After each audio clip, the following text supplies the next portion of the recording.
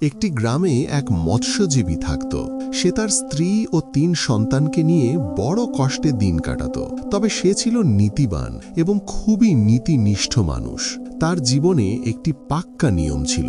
রোজগারের জন্য সে দিনে ঠিক ৪ বার সমুদ্রে জাল ফেলবে। জালে মাছ উঠুক বা না উঠুক, চতুর্থবারের পর সে জাল গুটিয়ে বাড়ি ফিরে যাবে। তার এই অভ্যাস ছিল তার ধৈর্য আর আল্লাহর ওপর অগাধ ভরসার প্রমাণ। সে বিশ্বাস করত, যা তার কপালে লেখা আছে সেটাই সে অবশ্যই পাবে। একদিন প্রতিদিনের মতোই সে ভোরের অন্ধকারে উঠে টকরি আর জাল নিয়ে সমুদ্রের কিনারায় পৌঁছে গেল। তখনও সূর্যের প্রথম আলো ফোটেনি, চারদিকে নিস্তব্ধতা। সে বিসমিল্লাহ বলে জাল ছড়ল এবং তীরে বসে অপেক্ষা করতে লাগল।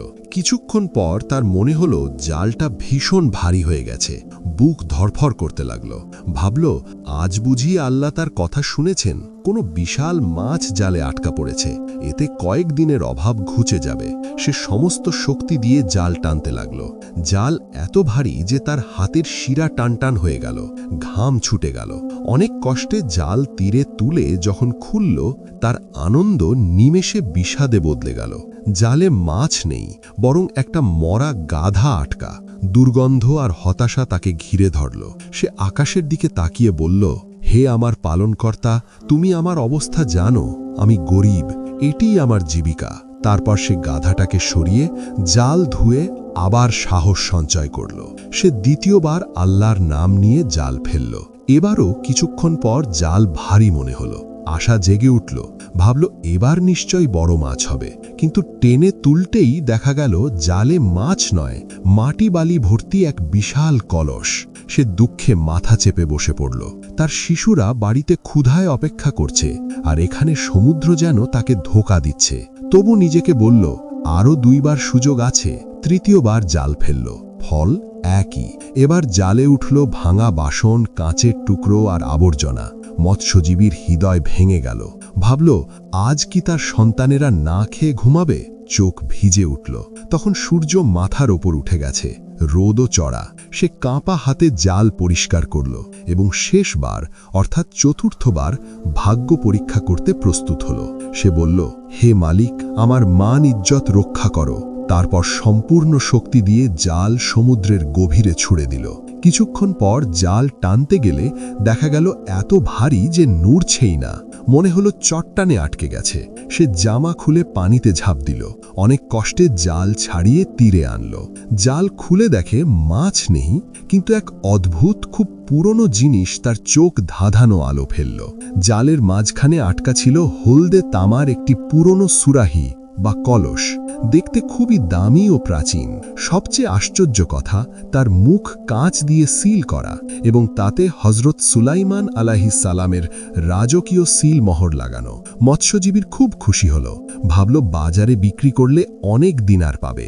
সুরাহি নেড়ে দেখল ভীষণ ভারী, কিন্তু ভেতর থেকে কোনো শব্দ নেই। এবার লোভের চেয়ে তার কৌতূহল জেগে উঠল। ভেতরে কি আছে? স্বর্ণমুদ্রা নাকি দামি আতর? সে সিদ্ধান্ত নিল বিক্রির আগে খুলে দেখে নেবে। পকেট থেকে ছোট ছুরি বের করে সাবধানে সেই সিল খোঁচাতে লাগল। সিলটা শত শত বছরের পুরনো, কিন্তু সুলাইমানি মোহরের কারণে এখনও অটুট। অনেক কষ্টে ঢাকনা খুলতে পারল।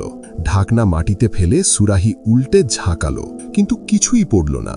সে অবাক হয়ে সুরাহিটা সামনে রেখে তাকিয়ে রইল। হঠাৎ সুরাহির মুখ থেকে পাতলা ধোঁয়া বেরোতে শুরু করল। ধোঁয়া আস্তে আস্তে ঘন কালো হয়ে আকাশের দিকে উঠতে লাগল। চারদিকে ছড়িয়ে পড়ে সমুদ্র তীরে এক ভয়ঙ্কর ঘূর্ণিঝড়ের মতো জমাট বাঁধল। মৎস্যজীবী ভয়ে পিছিয়ে গেল। ধোঁয়া ধীরে ধীরে শক্ত হয়ে এক ভয়ঙ্কর জিনের রূপ নিল। তার মাথা যেন মেঘ ছুঁয়েছে, হাত পুরনো গাছের কাণ্ডের মতো, চোখ আগুনের গোলা, মুখ অন্ধকার গুহার মতো, দাঁত ধারালো পাথরের মতো। এমন জিনকে সামনে দেখে মৎস্যজীবীর শরীর কাঁপতে লাগল। জিন গর্জে বলল, আল্লাহ ছাড়া কোনো উপাস্য নেই, আর সুলাইমান তার নবী। তারপর ভিক্ষার সুরে বলল, হে আল্লাহর নবী সুলাইমান, আমাকে হত্যা করবেন না। আমি আর কখনো অবাধ্য হব না। আমাকে ক্ষমা করুন। জিন ভেবেছিল তাকে মুক্ত করেছে হযরত সুলাইমান আলাইহিস সালাম। মৎস্যজীবী কিছুটা সামলে কাঁপা গলায় বলল, এ জিন, তুমি কি বলছো? সুলাইমান আলাইহিসসালাম তো 1000 বছর আগে দুনিয়া থেকে চলে গেছেন। আমি নবী নই, আমি একজন সাধারণ মৎস্যজীবী। আমি তোমাকে মুক্ত করেছি। এ কথা শুনে জিন তাকে ভালো করে দেখল। যখন নিশ্চিত হল এ সুলাইমান নন, তার চেহারা বদলে গেল, চোখে শয়তানি ঝিলিক। সে অট্টহাসি হাসল, যেন সমুদ্র কেঁপে উঠল। তারপর বলল, হে ক্ষুদ্র মানুষ, তোর জন্য সুখবর, এখন তুই মরবি।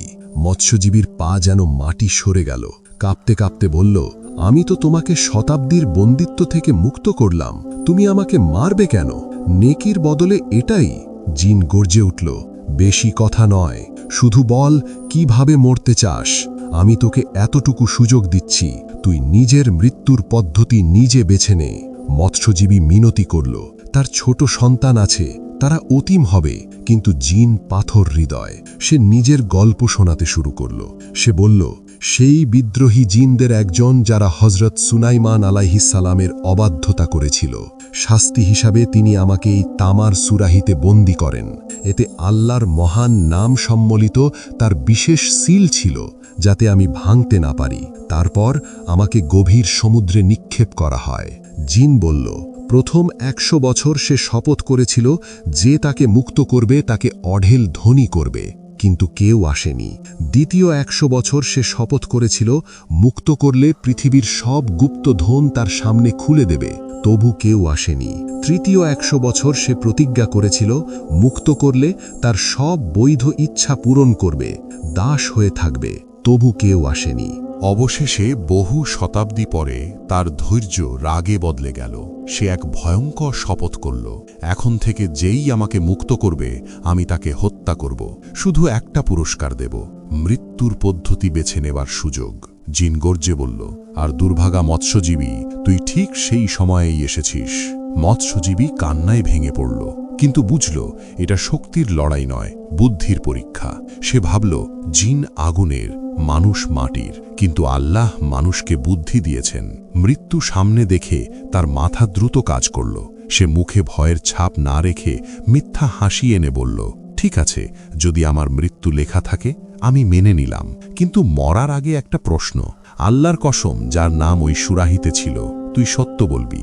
আল্লাহর নাম শুনে জিন একটু থমকে গেল, বলল, 25 কি? তাড়াতাড়ি বল। মৎস্যজীবী সুরাহির দিকে ইশারা করে বলল, তোর কদ আকাশ ছোঁয়া, হাত গাছের মতো, পা পাহাড়ের মতো, তুই এত ছোট সুরাহিতে কিভাবে ঢুকলি? আমি এটা মানতে পারি না। আমি চোখে না দেখলে শান্তি পাব না। তুই সত্যি ভেতরে ছিলি নাকি মিথ্যে বলছ? জিন হাসল, অহংকারে বলল, তুই আমাকে মিথ্যাবাদী ভাবিস? দেখ, এক্ষুনি প্রমাণ করছি। তারপর তার বিশাল দেহ আবার ধোঁয়ায় বদলে গেল। কালো ধোঁয়া ঘুরতে ঘুরতে সুরাহির মুখের কাছে এসে সরু রেখার মতো ভেতরে ঢুকতে শুরু করল। কিছুক্ষণ পর জিনের শেষ অংশটাও সুরাহির ভেতরে চলে গেল। ভেতর থেকে গম্ভীর আওয়াজ এলো, মৎস্যজীবী, দেখ আমি ঢুকে গেলাম, এখন বিশ্বাস কর। ঠিক সেই মুহূর্তে মৎস্যজীবী বিদ্যুতের মতো দ্রুত হাতে পড়ে থাকা ঢাকনাটি তুলে সুরাহির মুখে জোরে চেপে বসালো। সুলাইমানি সিলযুক্ত ঢাকনা। এবার খেল পাল্টে গেল। শিকারী নিজেই শিকার। মৎস্যজীবী হাঁপ ছেড়ে বলল, এই জিন, এখন বল তুই কিভাবে মরতে চাস? মনে আছে তুই আমাকে সুযোগ দিয়েছিলি? এখন সিদ্ধান্ত আমার হাতে। ভেতর থেকে জিন সুরাহি নাড়াতে লাগলো, ভাঙতে লাগলো, চিৎকার করল, কিন্তু সুলাইমানি সিলের শক্তির সামনে সে অসহায়। সে কাকুতি মিনতি শুরু করল, ধোকাবাজ মানুষ, ঢাকনা খুলে দে, আমি কিছু করব না। মৎস্যজীবী হেসে বলল, মিথ্যে বলিস না, একটু আগে তো আমায় মারতে চাইছিলি। আমি তোর সাথে নেকি করেছি, তুই বদলে অমঙ্গল চেয়েছিস, তাই এবার তোর শাস্তি, তোকে আবার সমুদ্রে ছুঁড়ে ফেলব, যেখানে তুই শতাব্দী ধরে পৌঁছবি। মৎস্যজীবী সুরাহি তুলে সমুদ্রের দিকে হাঁটল। জিনের রাগ এবার ভয়ে বদলে গেল। সে বলল, ভাই, আমাকে ক্ষমা করো, আমি তো মজা করছিলাম। তুমি কি সত্যি বিশ্বাস করলে আমি তোমাকে মারব? আমাকে ফেলে দিও না, আমি তোমাকে ধনী করে দেব। মৎস্যজীবী কড়া গলায় বলল, চুপ কর, তোর মজা খুব দামি পড়বে। আমি একবার ঠকেছি, দ্বিতীয়বার না। আমি জানি ছেড়ে দিলেই তুই আগে আমাকে গিলবি। আমি তোকে এমন জায়গায় ফেলব যেখানে কেউ কখনো খুঁজে পাবে না। জিন আবার শপথ করতে লাগল, আল্লাহর কসম, আমি তোমার ক্ষতি করব না, আমি তোমাকে সবচেয়ে বড় গুপ্তধন দেব। মৎস্যজীবী বলল, তুই তো সেই গ্রিক বাদশাহ আর হাকিমের মতো, যে উপকারের বদলে অপকার করে শেষে নিজেই ধ্বংস হয়েছিল। জিন জিজ্ঞেস করল, গ্রিক বাদশাহ আর হাকিম, সে আবার কে? মৎস্যজীবী বুঝল, কথায় জিনকে ব্যস্ত রাখলে ভালো, যাতে ঠিক জায়গা দেখে সুরাহি ছুটতে পারে। সে বলল, শোন, এহসান ফারামশির পরিণতি কি জানতে চাইলে শোন, তবে গল্প শুনলেও তোর শেষ পরিণতি বদলাবে না। জিন শেষ চেষ্টা করল, আর একবার সুযোগ দাও। মানুষ তো ক্ষমাশীল, আল্লাহ তোমাকে যে বুদ্ধি দিয়েছেন তার দোহাই, আমাকে মুক্ত করো। মৎস্যজীবী একেবারে সমুদ্রের ধারে দাঁড়িয়ে গেল। ঢেউ তার পা ছুঁয়ে যাচ্ছে, হাতে ভারী সুরাহি, মনে দ্বন্দ্ব, একদিকে জিনের প্রতিশ্রুতি আর সম্পদের লোভ, আর অন্যদিকে প্রাণ রক্ষা। জিন আবার আল্লাহর কসম খেল। একজন মুমিন মানুষ হিসেবে আল্লাহর নামকে উপেক্ষা করা তার পক্ষে কঠিন। সে ভাবল, আল্লাহ প্রত্যেক প্রাণীকে সুযোগ দেন, হয়তো জিন সত্যি অনুতপ্ত। অনেক ভাবনা শেষে সে বলল, ঠিক আছে, আমি তোমাকে আরেকবার সুযোগ দিচ্ছি, কিন্তু আমাকে কোনো ক্ষতি করবে না আর আমাকে ধনী করবে, এই অঙ্গীকার করতে হবে। জিন বলল, আমি শপথ করছি, যিনি আসমান জমিন সৃষ্টি করেছেন তার কসম, আমি তোমাকে ঠকাবো না। আমি তোমাকে এত ধনী করব যে 7 পুরুষ বসে খাবে। মৎস্যজীবী আল্লাহর নাম নিয়ে কাঁপা হাতে ঢাকনা খুলল। সঙ্গে সঙ্গে কালো ধোঁয়া বেরিয়ে আকাশে উঠল, আবার জিনের রূপ নিল। মৎস্যজীবীর বুক ধকধক করছিল। জিন বেরিয়েই সুরাহিটাকে জোরে লাথি মেরে দূরে সমুদ্রে ছুঁড়ে ফেলল। মৎস্যজীবী ভয়ে ফ্যাকাশে, ভাবল এবার তাকে মারবে। জিন হাসল, ভয় পেও না বন্ধু, আমি সুরাহিটা ছুঁড়েছি যাতে বন্দিত্বের স্মৃতি না থাকে। এখন আমি মুক্ত, আর আমার প্রতিশ্রুতি পূরণ করব।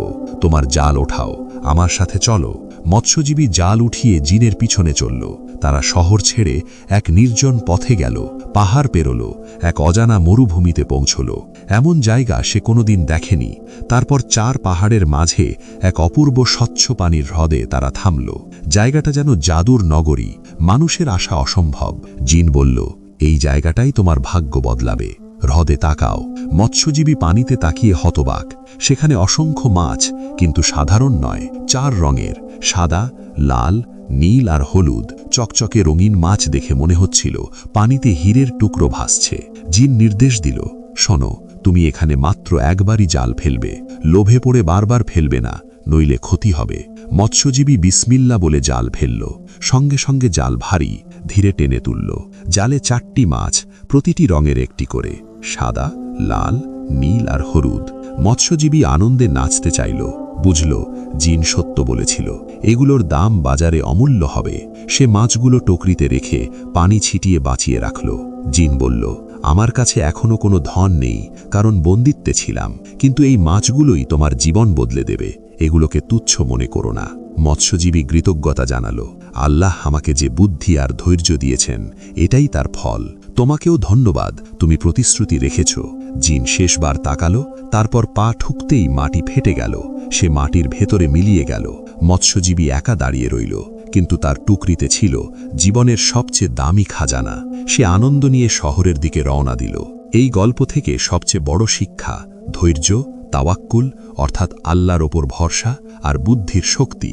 মৎস্যজীবী গরিব ছিল, কিন্তু কখনো হারাম বা শর্টকাট বেছে নেয়নি। সে দিনে 4 বার জাল ফেলার নীতি মানত, কারণ সে জানত রিজিক দাতা শুধু আল্লাহ। বিপদে হতাশ না হয়ে বুদ্ধি, হিকমত আর ধৈর্য ধরে রাখতে হয়। জিনের মতো শক্তিশালী শত্রুকেও সে বুদ্ধি দিয়ে হারিয়েছে। আরেক শিক্ষা, সব সময় নেকির বদলে নেকি হয় না। অনেকেই উপকারের বদলে অপকার করে, কিন্তু তবুও ধৈর্য ধরতে হয়, কারণ আল্লাহ জালিম নন। তিনি জালিমের ওপর কাউকে না কাউকে অবশ্যই চাপিয়ে দেন। মানুষ মাটির, কিন্তু আল্লাহ তাকে বুদ্ধি দিয়ে সৃষ্টির শ্রেষ্ঠ বানিয়েছেন। ঈমান আর আকলই মানুষের আসল শক্তি।